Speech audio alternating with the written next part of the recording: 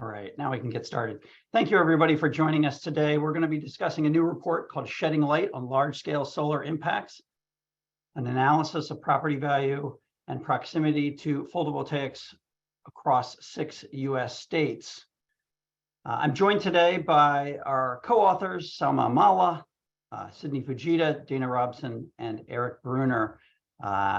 Just a few pieces of housekeeping here. You probably noticed as you joined that you've been joined in muted mode. You will stay in that mode through the webinar so we can keep the microphones clear for the presenters. But we do want to hear from you, so please submit your questions via the chat window. There should be a Q&A chat window that you can get by hovering over the bottom part of your screen. That's where you should submit questions. Please do so at any time. We will be monitoring them during the presentation, so go ahead and submit them. And as the questions come up, we'll get to them at the end. But if it's a technical nature, we'll try to answer it immediately. As well, this webinar will be recorded, and we will have it for all participants. Any registrants for the webinar will get an email especially with that link, but we'll also post it on the project website for anyone that wants to view it in the future. Finally, this presentation that you'll see today will also be stored on the landing page for the report. So you don't need to grab screenshots or anything like that. We will be sharing it with everyone. All right, let's see if we can get these slides to advance. These are the authors, Salma, myself, Sydney, Dana, and Eric. You're going to be able to hear from Salma in a moment. I'm going to cover the first part of the presentation, and then she's going to take it over. She was the lead author, did all the heavy lifting, but it really couldn't happen with the full team. It's been a real pleasure to work with all these esteemed individuals on this project.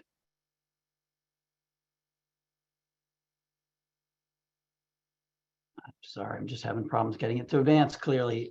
Quick disclaimer, the views and opinions of are those of the authors. And the ones that we express here are not necessarily those of the state of California, the United States government, or any agency thereof, or the regents of the University of California. They are our opinions alone. So this is the agenda for today.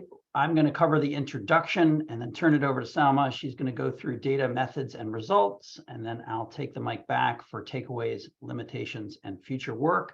And then following that, we'll have some period, roughly 20 minutes or so, of questions and answers for you guys to have us address your individual questions or concerns. So why would we choose to study this subject? As most of you know who are familiar with the solar industry, a solar project that is installed locally might have a variety of different economic impacts. It's often one of the selling points of a project that might be proposed to a community. Now, those economic impacts might be positive or negative. You can think of job creation, or tax revenue, and revenue generation in cases of cooperative ownership as examples of that, as well land lease payments to local landowners potentially. As well, there might be adverse impacts such as home price impacts, but also home price impacts could be positive. All of these suite of things are sort of part of the economic impact that a community might experience from a large-scale solar project. We are only picking off a part of that, but all of them really need to be studied, as we will talk about later.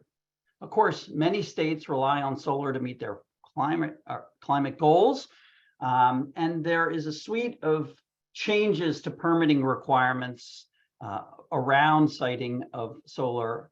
And property value impacts are often one of the concerns that individuals bring up as they think about these projects being sited in their area. And sometimes those constraints that are put in are there to either protect or potentially they might exacerbate property value impacts. So it's a hot topic, but it hasn't been well studied. There are a few papers out there. Folks might be familiar with Guar and Lang's paper from Massachusetts and Rhode Island. There's a new paper, another paper that was studied this issue in North Carolina. And then Droz and Koster, two economists from the Netherlands who've done a lot of work in disamenity research, studied the issue in the Netherlands. Each of those have found statistically significant effects for homes near solar properties, solar projects. As well, there's a study by Stephen Jarvis in the UK that does not find statistically significant effects.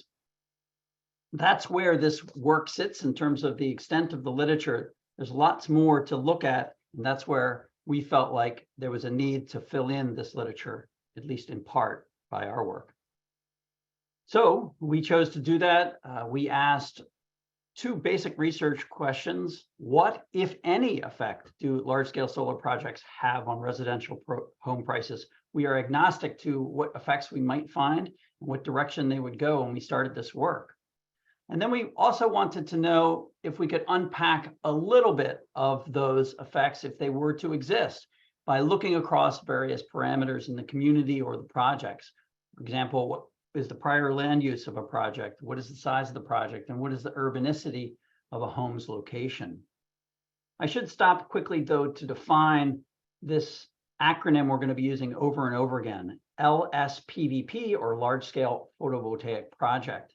In our case, we're defining that as projects greater than 1 megawatt of direct current generation. And Salma will talk a bit more about our sample and how it spreads across the various sizes, but they're all greater than 1 megawatt DC.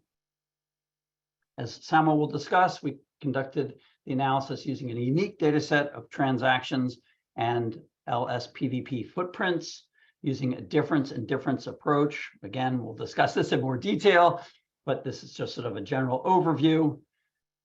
We do focus on 6 states: California, Connecticut, Massachusetts, Minnesota, North Carolina, and New Jersey. Ideally, if we could go back in time, we'd say, let's do this for the whole country. But at the time, it was a huge lift to even do it for those 6 states.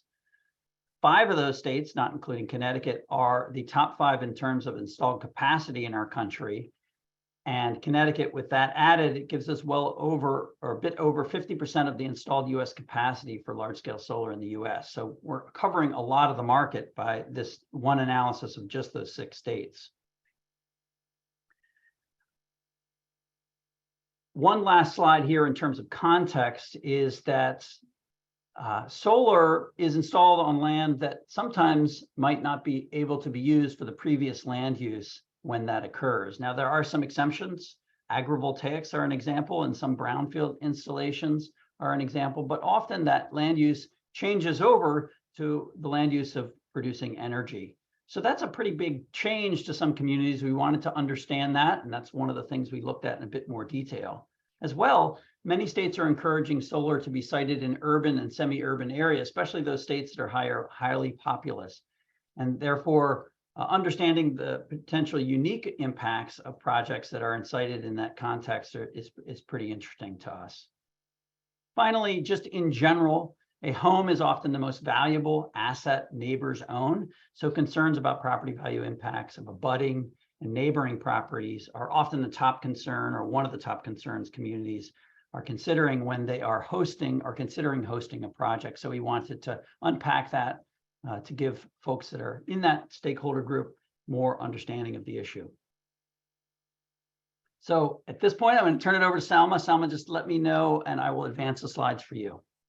Thanks, Ben. Hi, everyone. Thanks for joining us. My name is Salma. I'm a graduate student research assistant at Lawrence Berkeley Lab, and I'll be walking through the data, methods, and results for this project. So we can go to the next slide, Ben. Okay, so in terms of data, we combined 5 data sources for this analysis.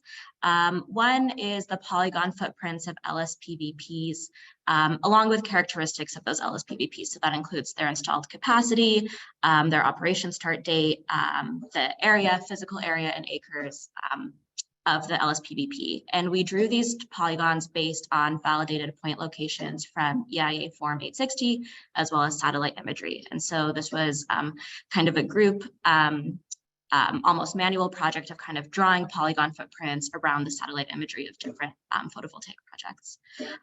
We also have home transaction data from CoreLogic, so that's proprietary data that includes sales prices and many property characteristics. We have land cover data from the United States Geological Survey National Land Cover Database, which we use to determine the land use prior to LSPVP development for each project. We have urban, rural, or urban cluster designations from the US Census Bureau. We'll talk a bit more about those designations later, but they're basically a designation of how dense the area is around a home. And we have amenity and disamenity data. And so this is a suite of landscape characteristics that could positively or negatively impact the price of a home. So some examples are whether the home is in a flood zone and how proximal it is to a landfill, for example. And so for geographical coverage, we only included LSPVPs and properties in 6 study states: California, Connecticut, Massachusetts, Minnesota, North Carolina, and New Jersey. Ben had briefly showed kind of a map of those 6 states earlier. We chose these states because all of them, with the exception of Connecticut, are very large solar states. They account for a large percentage of LSPVP installations in the US. And we also added Connecticut in because it has a relatively high population density near solar projects. And then within those states, we only kept, as Ben mentioned, LSPVPs with an installed capacity of over 1 megawatt. And we also eliminated any rooftop installations. So our sample does not include rooftop solar. And finally, we only looked at homes within 4 miles of an LSPVP. So in terms of the time period, our data, CoreLogic data, which is the transaction data, it covers transactions from January 2004 through September 2020, and we have solar installations up through December 2020. And because we want to know what happens kind of before and after construction, we bounded our time period for the homes that we consider to only consider homes that transact within 6 years of the construction of an LSPVP. And we assume that construction begins 1 year before operation, the operation date being given by EIA Form 860. Ben, next slide. Okay, so if we look at kind of what data set we end up with after assembling those 5 different data sources, we end up with about 1.8 million transactions near about 1,500 different LSPVPs. And they're distributed among distances from the LSPVP and years since construction. So if you look at the figure on the left, what we have in the different colors is the distance between the home and the nearest LSPVP. We defined for what we're calling distance bins because we wanted to understand, you know, is there a different effect closer to an LSPVP within half a mile versus further away? So half a mile to 1 mile, or 1 to 2 miles, or 2 to 4 miles away. And so we define those 4 distance bins. And so the figure on the left shows the count of transactions per distance bin and per time period when we look at the difference between the sale date and the LSPVP construction date. So everything to the left of 0 includes homes that transacted before their nearest LSPVP was constructed. Everything to the right includes homes that transacted after that. And I'll just note that the y-axis is a log scale when you're reading that. And if you want precise counts of the figure of the numbers in the figure on the left, you can look to the appendix, which does show a table with counts. But we've also summarized these counts on the right, just showing the number of transactions pre and post LSPVP construction at each distance bin. And so you'll notice that we have a lot of transactions both before and after construction, kind of in the magnitude of tens of thousands or hundreds of thousands as we get further away from LSPVPs. And that adds up to about 1.8 million transactions. Next slide. Okay, and so the other thing that we looked at was, you know, what's the land use and what's the urbanicity, the land use of the LSPVP and the urbanicity of homes near LSPVP.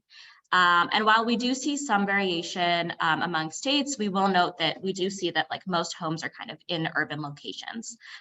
So if we look at the figure on the left, which shows land use, on the top, we can see the proportion of LSPVP area by its predominant prior land use.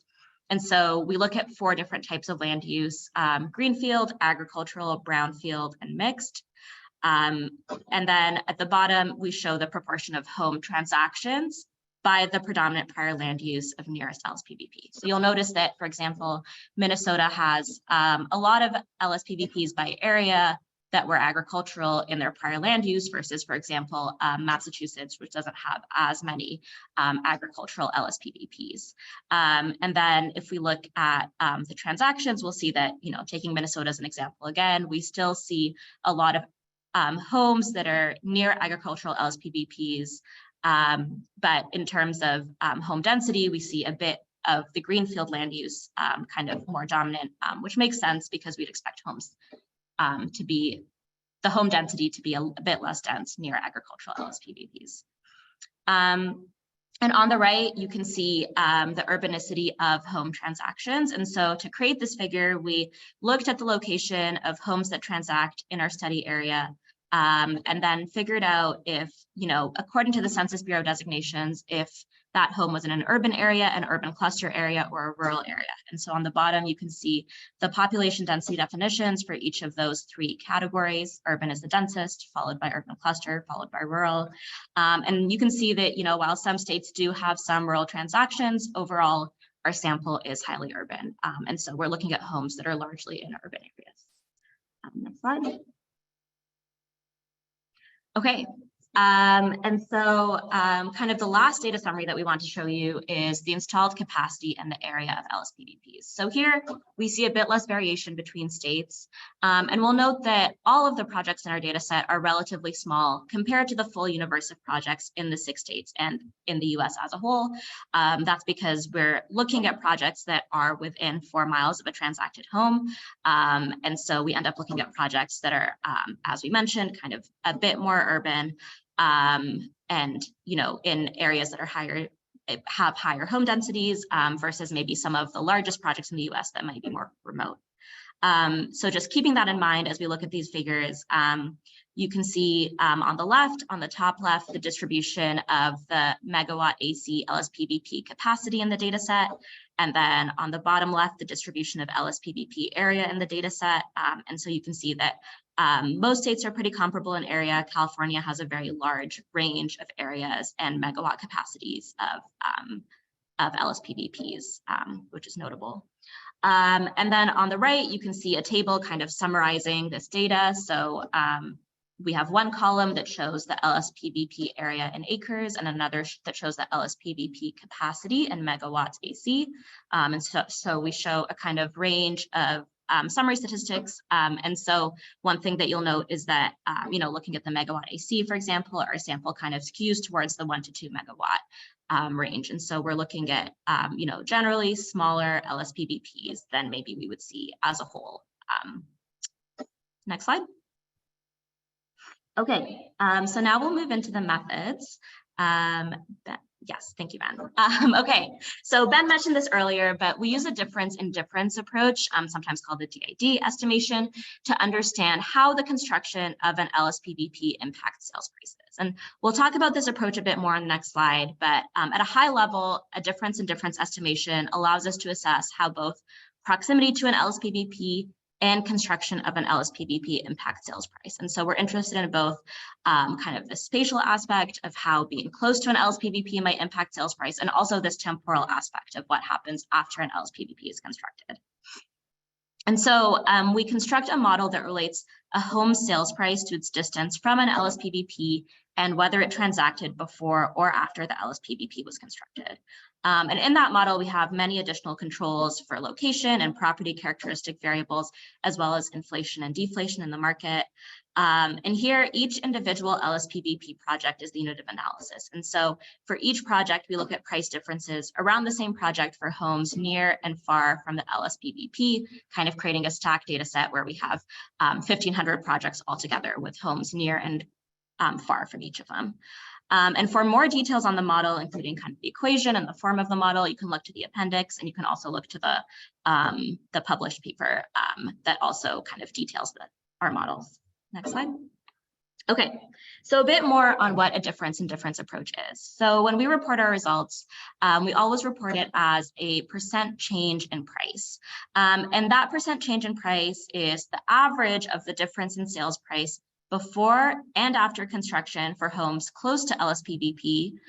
So that's within half a mile to 1 mile, or 1 to 2 miles away, compared to the average of the difference in sales price before and after construction for homes further away, which is 2 to 4 miles away.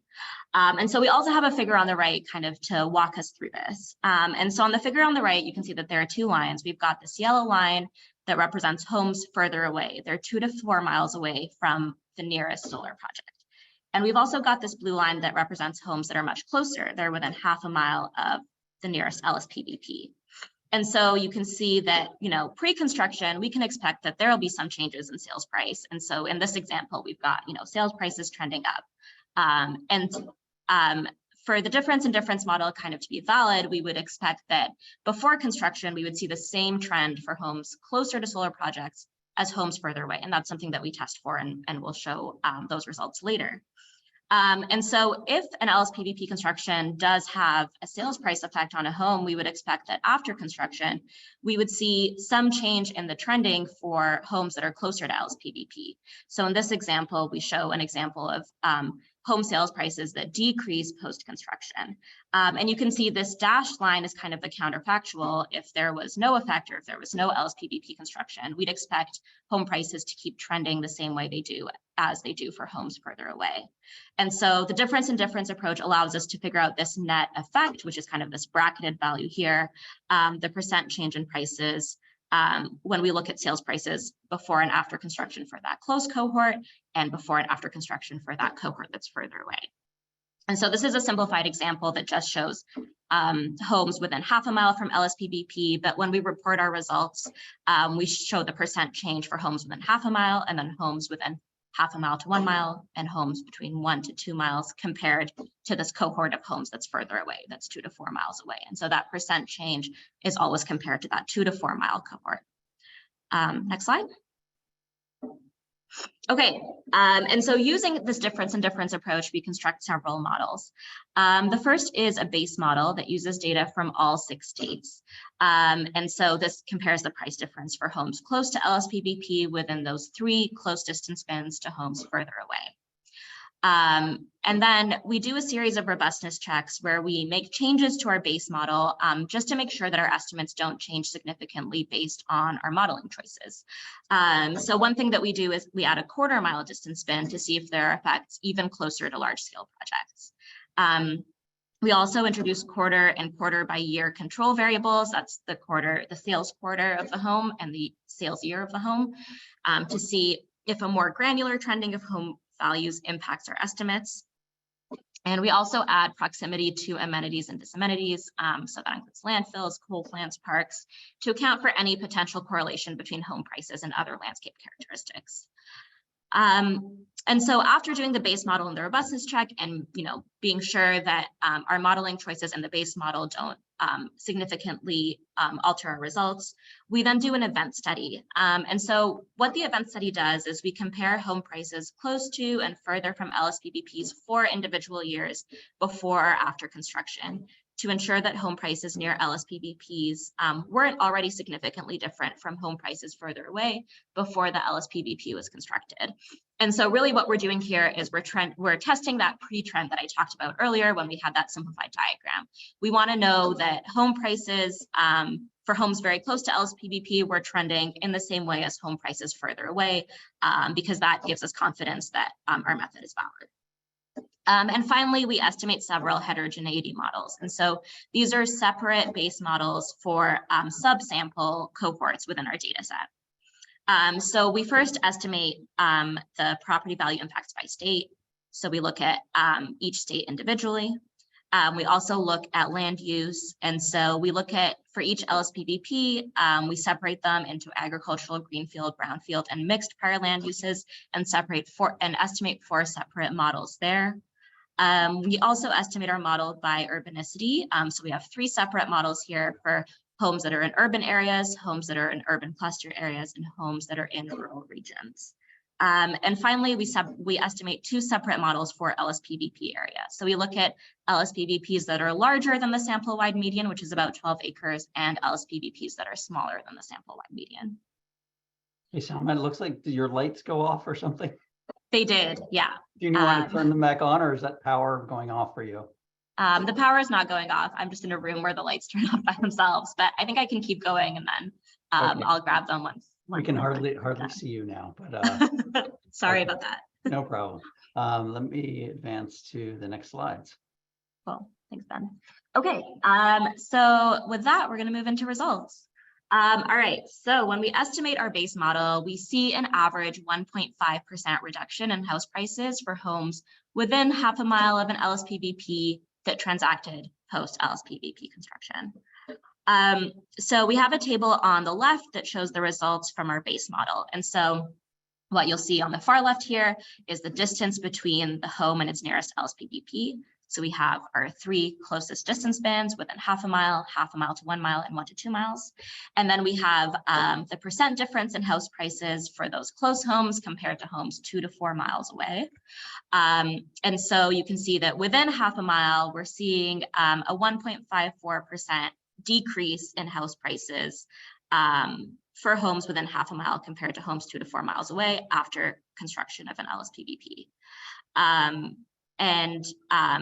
At half a mile to 1 mile, we see about an 0.8% difference in house prices, negative 0.8%. And these are both estimates that are statistically significant at the 5% level. That's what these kind of 2 asterisks represent. When we do our robustness check, where we add the additional quarter mile bin, we find an average 2.3% reduction in home prices.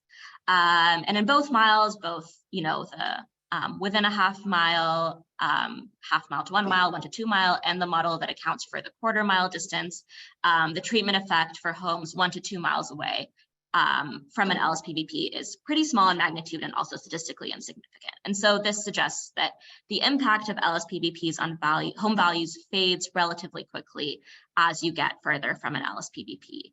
And as we expect, the effects are monotonically ordered from closest distances to further away. So we see a larger effect closer to homes. And the robustness checks that we did, we have the full results in the appendix as well as the paper, provide largely consistent coefficients with the space model. Okay, and so if we look at our event study result, which looks at individual, what we're calling time bins, so the difference between when the home sold and when the LSPVP was constructed. So if we look at each of those kind of time bins, we'll see that before LSPVP construction, so to the left of this 0 point, you can see that we've got in the blue homes that are within half a mile, in the pink homes that are half a mile to 1 mile away, and kind of in this greenish color, we've got homes that are 1 to 2 miles away. You can see that to the left of the 0 year point, so before the nearest LSPVP is constructed, we're not really seeing a significant difference between the sales prices for those homes close to LSPVP compared to sales that occurred 2 to 4 miles away from that LSPVP. And so what this is telling us is that, a year before an LSPVP is constructed, or 2 years before LSPVP is constructed, homes that are close to where that LSPVP will eventually be constructed aren't trending differently in sales prices compared to homes further away. And so that takes us back to kind of our earlier simplified figure of the difference in difference analysis, where it tells us that we are seeing the same pre-trend for homes close as we are for homes further away. But then kind of to the right of the 0 point, you can see that for our blue line, we start seeing a decrease in prices as we progress after LSPVP construction. And so in this figure, any shaded dot is a statistically significant estimate. And kind of this shading represents the 95% confidence interval. And so you can see that for homes very close to LSPVP, there are kind of many points in time where we are seeing a statistically significant decrease in home prices compared to homes further away. Next slide.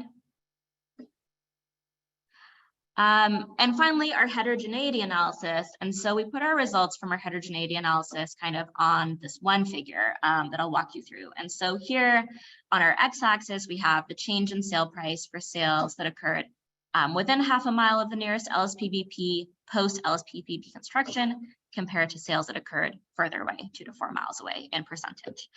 So at the very top here, we have our 6-state base model. And so this is the value from the table that we showed earlier. This is about 1.5% decrease in sales prices that's statistically significant. Here again, having a solid dot represents statistical significance, and additionally kind of this bar represents the 95% confidence interval.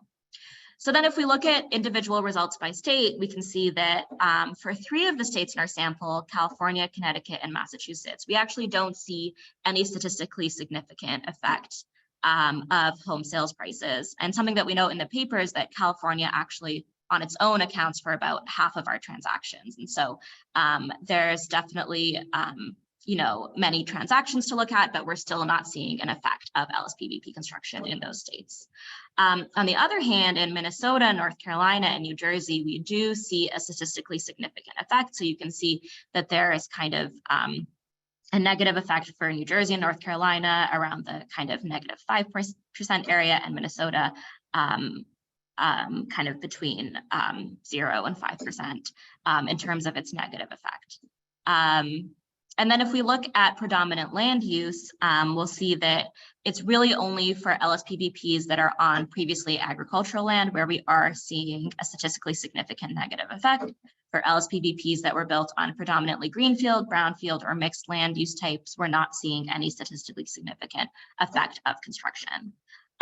Looking at urbanicity, you can see on the bottom here, this green bar, we really only see statistically significant negative effects for homes in rural areas. For homes in urban or urban cluster areas, so kind of denser areas, we don't see a statistically significant negative effect. And finally, if we look at two different models by LSPVP area, we are able to measure statistically significant negative effect for LSPVPs with area greater than the 50th percentile, which is about 12 acres.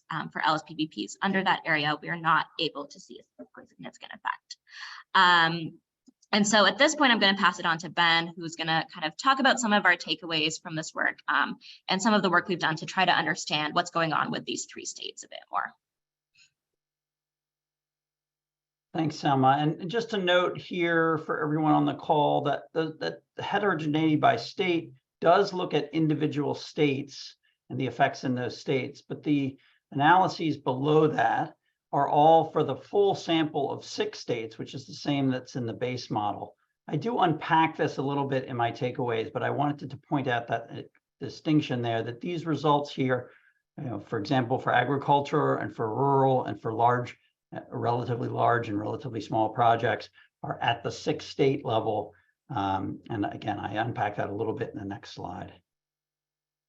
So takeaways, limitations, and future work. It's important for you to understand kind of what we see as the main takeaways from this work, what maybe are the limitations of what one could take away from this work, and some ideas for future work, just to give maybe whet your appetite for where we might be going in the future.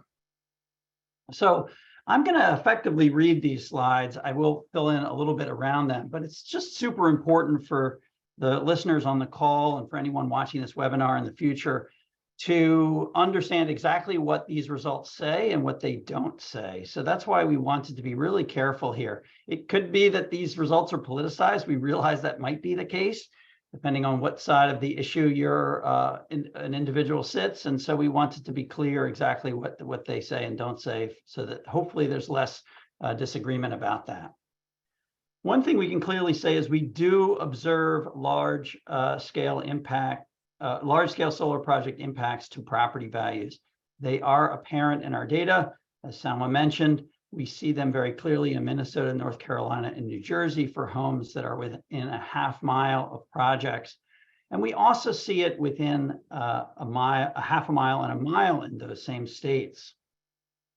But we do not see that it's consistent across all states. As Selma mentioned, we don't see reductions in sale prices within a half mile of large-scale PVP projects in California, Connecticut, Massachusetts, nor do we see impacts for homes that are beyond a half mile.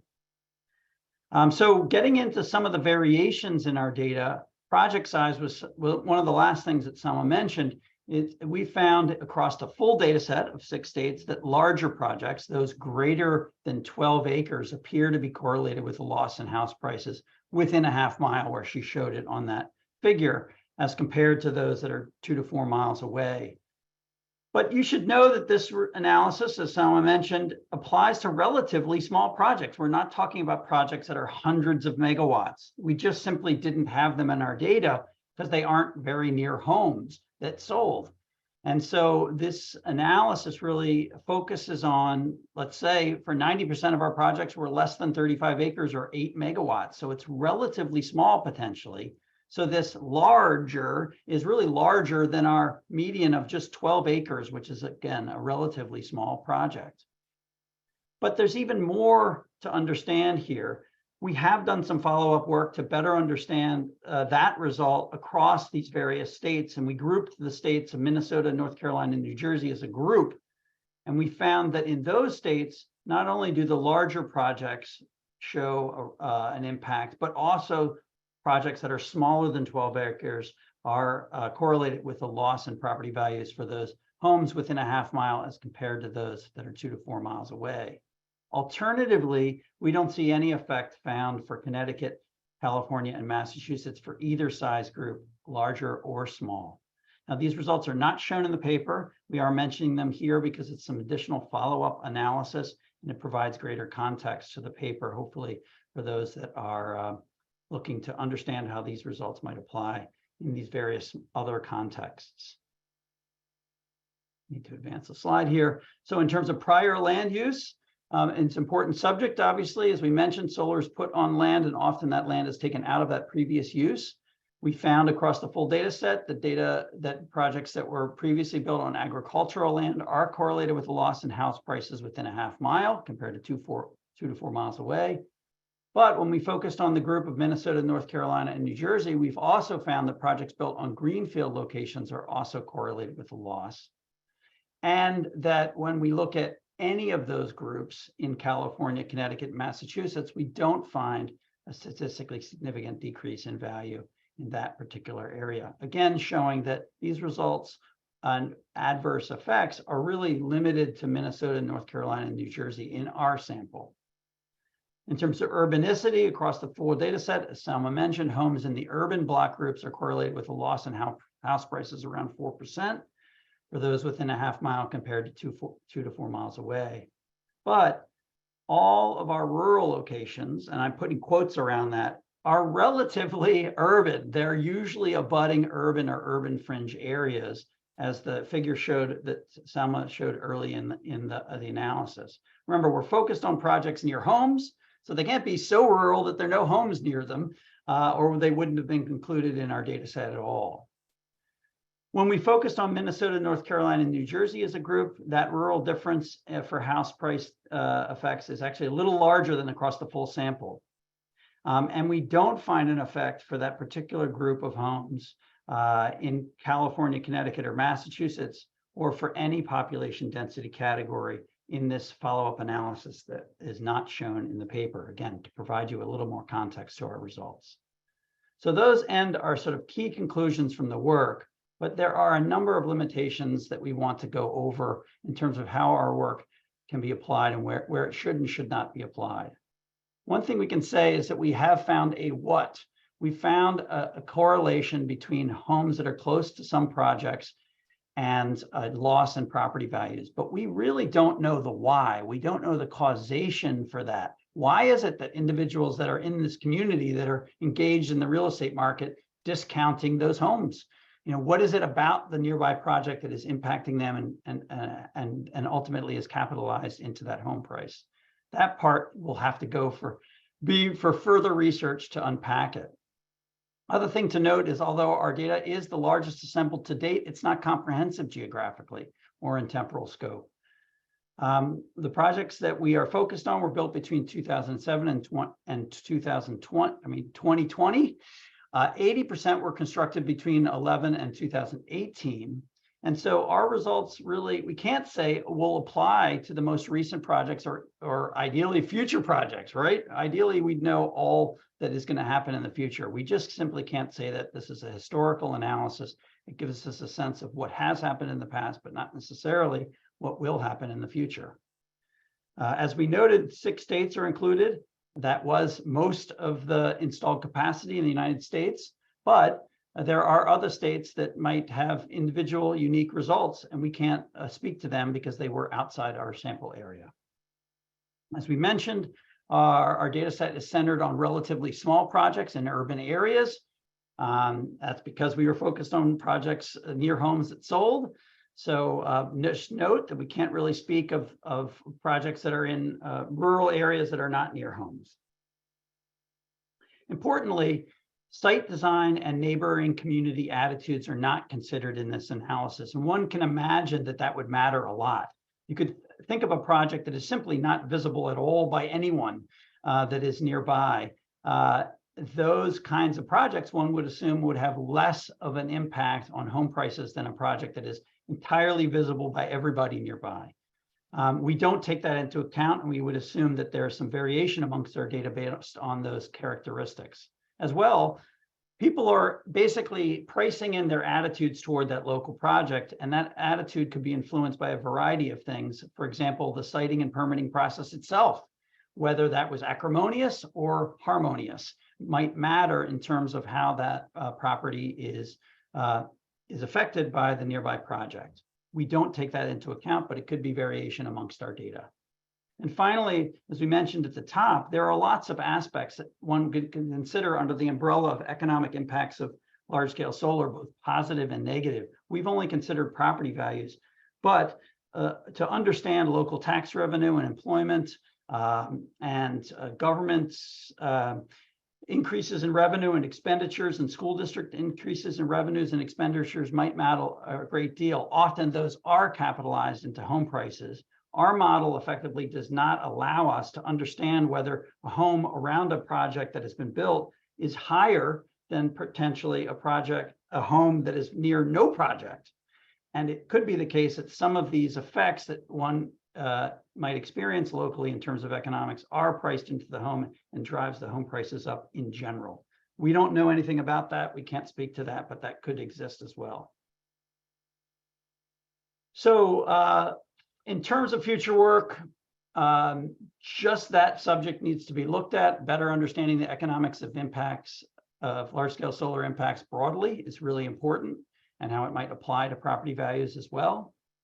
More research to understand the sort of heterogeneity of results is really needed. Here, we again don't know the what, but we don't really know the why. So maybe surveys and qualitative research and mixed methods and case studies could provide us with greater context as to why we found what we found. We're also taking suggestions. If folks have a better sense as to maybe what we have found and can help us understand it better, that would be great. Finally, a number of complementary DOE-funded research efforts are already ongoing. A survey of solar project neighbors is going to be conducted by our lab this year.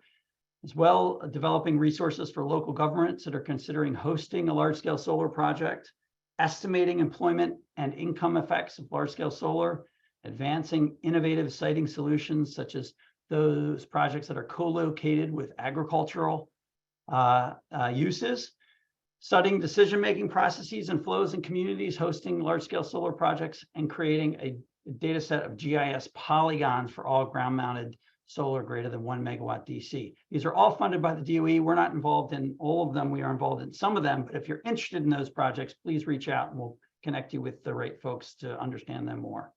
So that gets us to the end of the presentation, I believe. Yep. Here are Salma and my email. Please feel free to reach out to us if you have any questions or comments. We're always looking to connect with those individuals that are on the ground that want to better understand our research and how it applies to their own activities. So this is the time for you to ask questions. It looks like we've got a lot of questions here. So I don't know if maybe Sydney, you can come off mute, Salma and I. Somebody's got to manage the questions. Sydney, have you had a chance to look through and see maybe a good first question for us to start with? So Eric and I have been trying to answer some of the questions as you were going. Right. I'm actually tempted to start near the bottom because I think some of them you sort of covered as you were going along. Excellent. I'm trying to find one that I don't think you've addressed yet. Let's see. And let me just say, while Sydney's thinking about this, that we'll make an attempt to answer all these questions. I think a good one might be related to screening. That came up 3 or 4 times. It did come up a lot, that's true. So did the study analysis analyze projects with screening and those without? It's a great question. Selma, do you want to take it or? Sure. Yeah. So the answer is no. We didn't look at vegetative screening or other landscape measures, and that's something that we've kind of flagged as a limitation, maybe an area for future data collection. But we agree that it's definitely important to look at, but it's not something we were able to look at in this study. Another great question is, we observe reductions in sale prices. Do you find the reason why these sale price reductions were caused. So what is the mechanism behind the sale price reductions? Right, and that's what I mentioned in terms of we have a sense of the correlation, but not the causation. That why is we can only assume. As I mentioned, we think visibility and attitudes toward the project maybe generated through the siting and permitting process are likely drivers to decreasing in house prices that are unique to solar projects. But again, we're not totally sure. That's for future work that might get us into communities, talking to individuals in the sales process. And as we mentioned, we are conducting a national survey of solar project neighbors. Maybe that will give us more information as to people's local attitudes toward projects that might be things that we would think would drive people to capitalize those things into home prices. I will note that home prices are, effectively an estimation of value. It's could be something that people value at one point in time, change over time. Surely changes to communities such as the new mall or something that goes in might be seen initially as not necessarily beneficial, and then people ultimately might adjust to it, and the effect goes out of the home prices over time. So those are all possibilities here. I don't know if anyone else in terms of the author team want to make mention of other drivers that could exist that we didn't look at, but might be worth looking at in the future.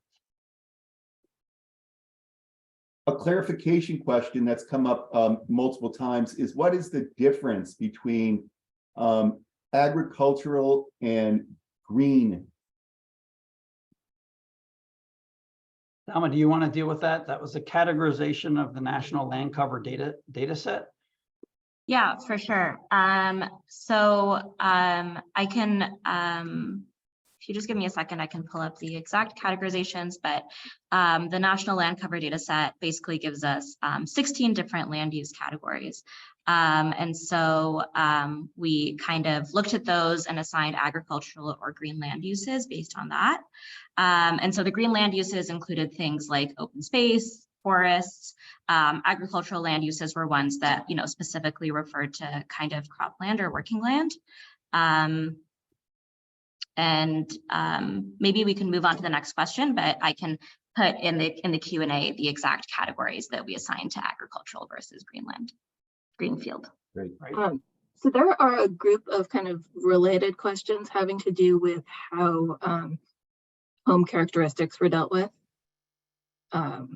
So like house age and number of bedrooms and bathrooms and population density of the area. So I think if Salma or Ben or Eric, if you want to maybe try to explain how the structure of the model accounts for those, I think that would answer a lot of those questions.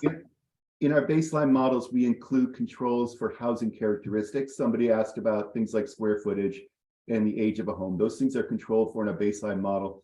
So we're essentially, since these are regression models, we're holding those things constant when making comparisons. And we have a relatively large number of attributes that we're able to control for. And it's important to note that we don't control, so we control for the really key characteristics: the size of the home, the age of the home, the size of the property, the inflation and deflation in the marketplace around these projects. We aren't going to control for every last aspect of the home, and that's okay. For example, we don't know anything about the quality of the appliances in the home or whether they have a finished basement. Those are things that might, in fact, impact the home price. And if you were trying to predict the selling price of the home, you would need to know those to better understand that. But the question for us is a little different. What we're looking for is things that might be potentially correlated with the proximity to a project and whether that home transacted before or after. Those are the key things we're looking at. Those are our variables of interest, and whether we see differences in home prices in those various temporal and spatial categories.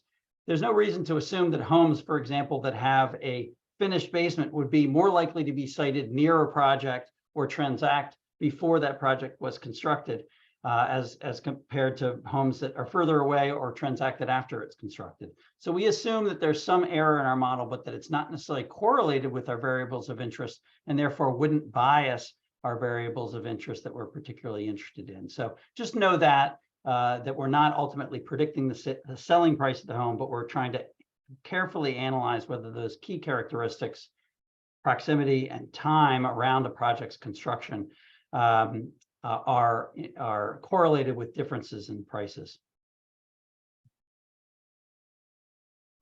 One thing I've also seen come up in a couple different ways is, did you compare property value changes from solar development to other kinds of development or other kinds of disamenities around a home? Yeah, that's a great question. No, to a large extent, no. We do, as Salma mentioned, we do control for a suite of amenities and disamenities. And maybe right after I answer this, Salma, you can just list them off. That was a goal of ours, just to sort of understand whether they matter. Initially, we were hoping to be able to do a direct comparison between the effects we might find around solar and something else. For example, a high voltage transmission line or a loud road or an airport. Because we don't have the before of those cases, we only have the after.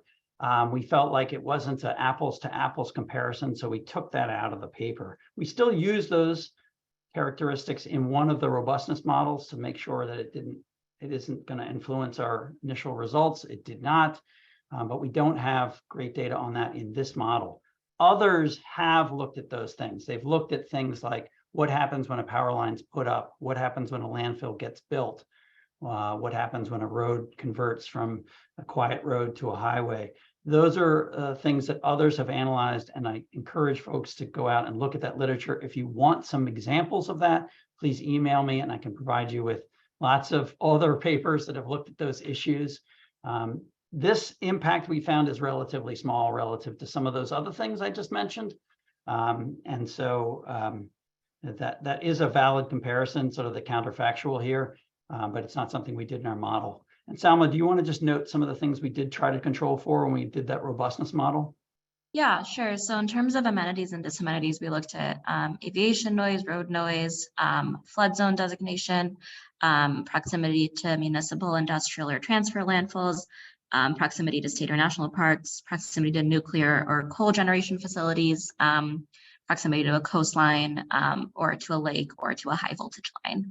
And so that was kind of the set of amenities and disamenities that we controlled for. And just going back to an earlier question about the difference between agricultural and greenfield. So the land uses kind of from the USGS that we included in agricultural were what they call cultivated crops or hay pasture. We had a question about what crops were being displaced, and unfortunately our data isn't that granular. And then for greenfield, we included basically anything other than those two categories that wasn't like a developed land use. So that includes various types of forests, wetlands, open space. And so, yeah, hopefully that clarifies the difference between those two. So another kind of comparison question that just came up is, how do these results compare to your prior ones on wind turbines? Well, our results previous to this find that we don't find a statistically significant adverse effect around solar, around wind projects. That work we have not really conducted in the present tense. That's past work. So it's interesting to note that we found this for solar. Lots of other researchers have found impacts around wind projects. We just hadn't found it in the United States using our data sets previously. It is something that we are very interested in, so you'll have to wait and see. We will be hopefully being able to talk more about that as we move forward in that analysis in the future. Great question, and we hope to be able to provide more answers to folks in the future.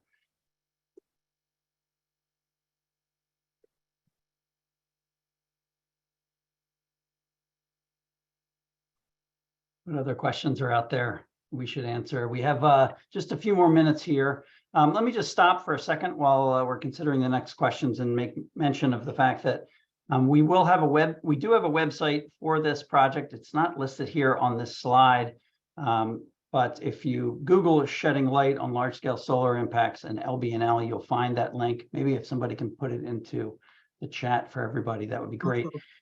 We will have this PowerPoint there. We have the copy of the paper. There'll be a recording today of this webinar that will be available as well.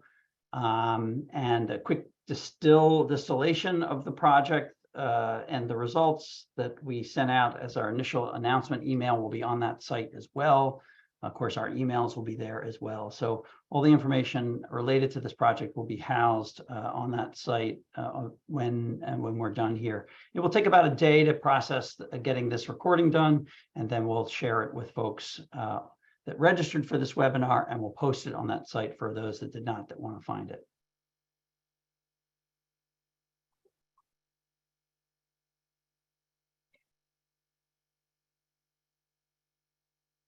And so, yeah, if we could post that a link here. Anybody had a chance to do that? I put it as an answer to a question. I'm not, not quite sure how to. I don't think they'll use the normal chat function. I'm not sure. Yeah, we can chat to everybody. I'll do that. I'll do it now. Is there any other questions we should answer? Eric, did you see anything else major that we haven't gotten to yet? Yeah, I just answered one, but I think it's probably worth, Ben, you elaborating on. The question was, is it possible that the declines we see were simply due to places we'd expect to see declines anyways?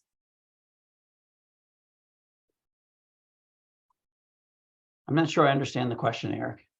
So the declines we see post-construction, is it possible that these were places that would have seen declines anyways due to where they were located or their attributes? Right. So that's a great question. I mean, this has been sort of our a priori assumption is maybe solar projects are sited in projects that are lower in value anyway, right? That's why we're very conscious of controlling for that period prior to the construction of the project. We want to make sure that we understand those differences before we start to establish the post-construction comparison. So as Salma mentioned, this is a difference in difference model. We set that up and make sure that we've accounted for that difference, and also that the market is trending over time similarly in both of those markets. That's two separate things. It could be there's a difference already, but they're trending the same, which means we're accounting for inflation and deflation in that marketplace the same way.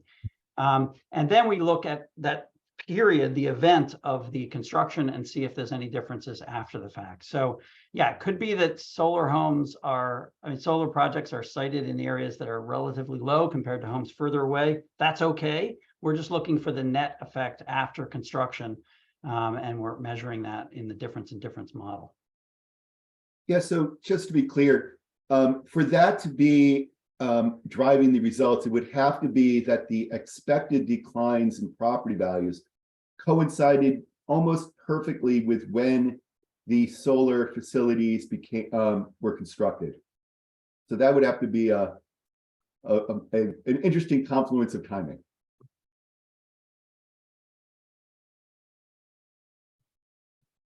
So I think that brings us to the top of the hour here. I will post this link in to everyone in the chat. That's the project landing page, and we will be hosting things on that landing page. Feel free to reach out to us directly. There were a number of questions. If we go through those questions, Salma and I will go through those questions, and if we didn't feel like we answered them directly in the webinar, we will try to reach out to you directly. Thanks everyone for your time today. Great discussion, and we look forward to connecting with you some other way in the future. That will end the presentation today.